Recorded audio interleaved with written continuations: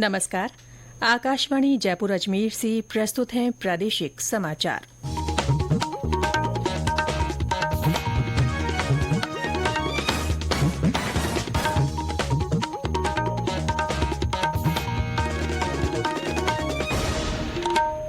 मुख्य समाचार।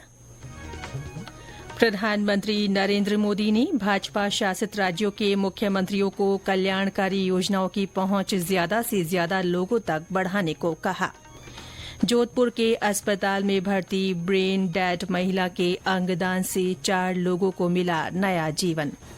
अंतर्राष्ट्रीय बाघ दिवस आज प्रदेश भर में हो रहे हैं बाघ संरक्षण को लेकर जागरूकता कार्यक्रम। और सामान्य विश्वविद्यालय प्रवेश परीक्षा CUET UG 2024 का परिणाम घोषित।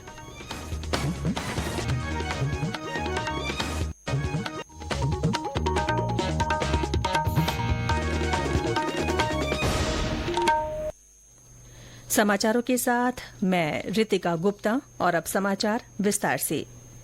प्रधानमंत्री नरेंद्र मोदी ने केंद्र सरकार की योजनाओं की पहुंच बढ़ाने के लिए भाजपा शासित राज्यों के मुख्यमंत्रियों और उप मुख्यमंत्रियों के साथ चर्चा की।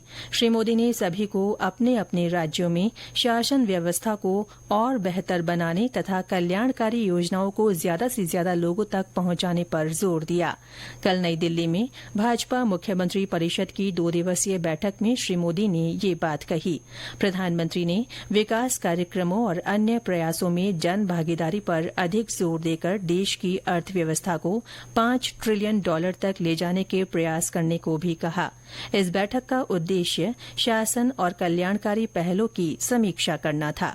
बैठक में भाजपा के राष्ट्रीय अध्यक्ष JP नड्डा और पार्टी के वरिष्ठ नेता राजनाथ सिंह और अमित शाह सहित अन्य लोग मौजूद रहे।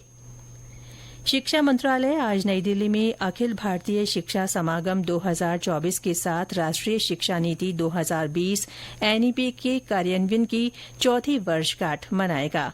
इस अवसर पर केंद्रीय शिक्षा मंत्री धर्मेंद्र प्रधान विभिन्न भारतीय भाषाओं को सीखने की सुविधा के लिए समर्पित टीवी चैनलों सहित शिक्षा विभाग की कई महत्वपूर्ण पहलों का उद्घाटन करेंगे।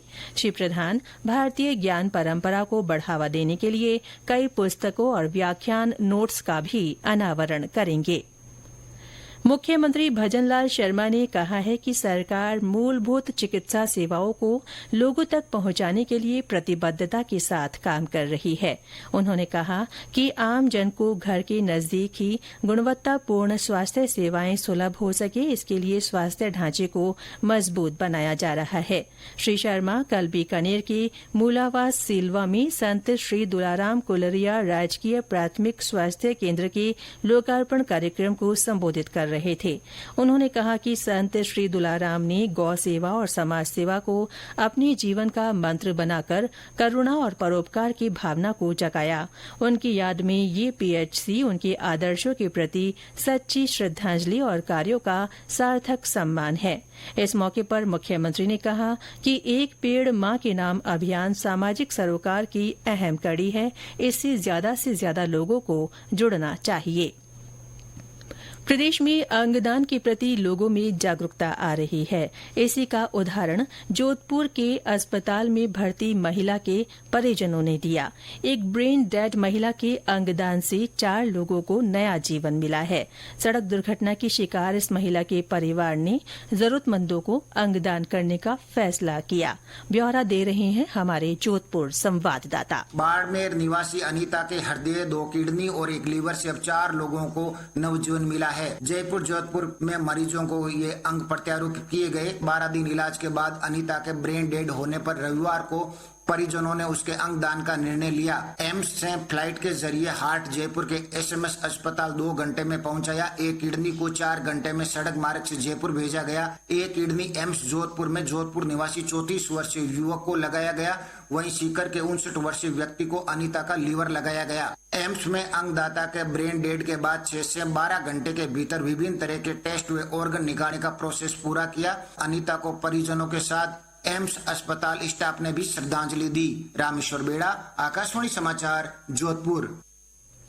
चिकित्सा और स्वास्थ्य विभाग की अतिरिक्त मुख्य सचिव शुभ्रा सिंह ने कहा है कि अंगदान के लिए फर्जी एनओसी मामले के बाद विभाग ने लगातार प्रयास कर प्रदेश में अंगदान कार्यक्रम को फिर मजबूती से खड़ा किया है।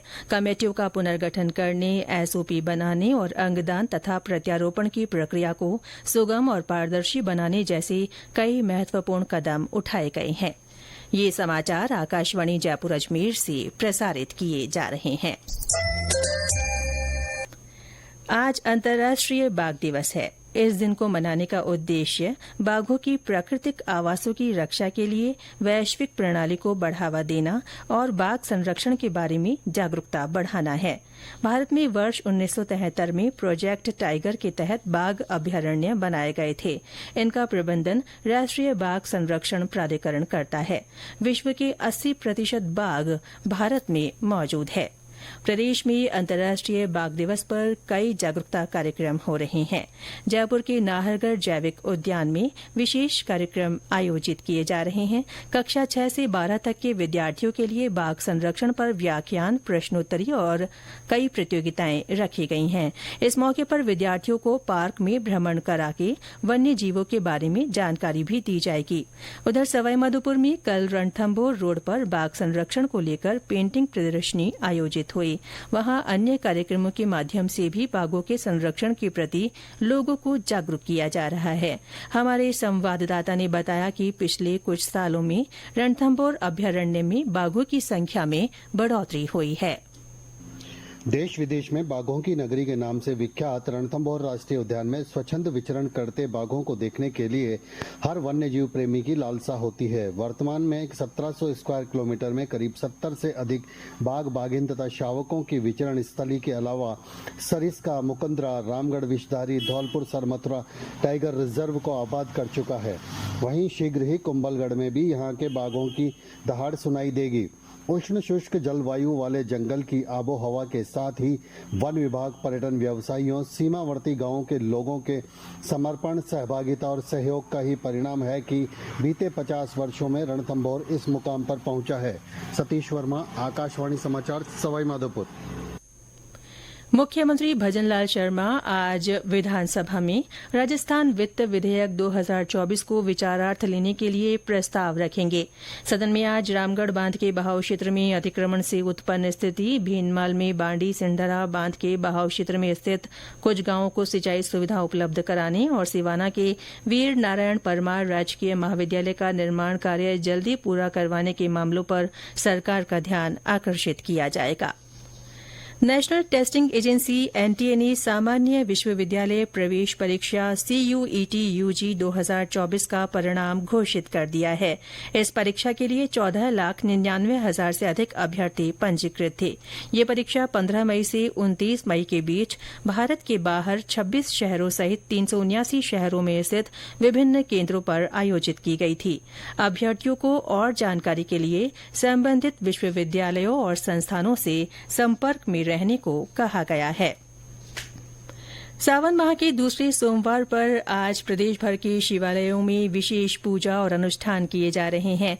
जयपुर के ताड़केश्वर और झारखंड मंदिरों में बम बम भोले के जयकारे गूंज रहे हैं। विभिन्न पवित्र स्थलों से कावड़िए जल लाकर शिव जी का अभिषेक कर रहे हैं। कोटपुतली बहरोड में गंगोत्री और हरिद्वार से गंगा जल लाकर भगवान शिव का अभिषेक कर रहे कावड़िए और श्रद्धालुओं के लिए सेवा शिविर लगाए गए हैं। जैसलमेर में सोनार दुर्ग स्थित रत्नेश्वर महादेव मंदिर में आज सुबह से ही अच्छी बारिश की कामना के साथ महादेव का अभिषेक किया जा रहा है।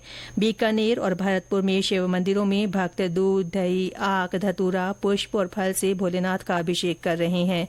भरतपुर में शाम को फूल बंगला झांकी सजाई जाएगी। साथ ही जीवित सांपों की झांकी आकर्षण का केंद्र रहेगी। सवाईमाधोपुर की शिवाड़ स्थित घुश्मेश्वर महादेव मंदिर में सहस्त्रघट और रुद्राभिषेक किए जा रहे हैं। और अंत में मुख्य समाचार एक बार फिर। प्रधानमंत्री नरेंद्र मोदी ने भाजपा शासित राज्यों के मुख्यमंत्रियों को कल्याणकारी योजनाओं की पहुंच ज्यादा से ज्यादा लोगों तक बढ़ाने को कहा है। जोधपुर के अस्पताल में भर्ती ब्रेन डेड महिला के अंगदान से 4 लोगों को नया जीवन मिला है। अंतर्राष्ट्रीय बाघ दिवस पर आज प्रदेश भर में बाघ संरक्षण को लेकर कई जागरूकता कार्यक्रम हो रहे हैं और सामान्य विश्वविद्यालय प्रवेश परीक्षा CUET UG 2024 का परिणाम घोषित कर दिया गया है। इसके साथ ही प्रादेशिक समाचार बुलेटिन समाप्त हुआ। नमस्कार।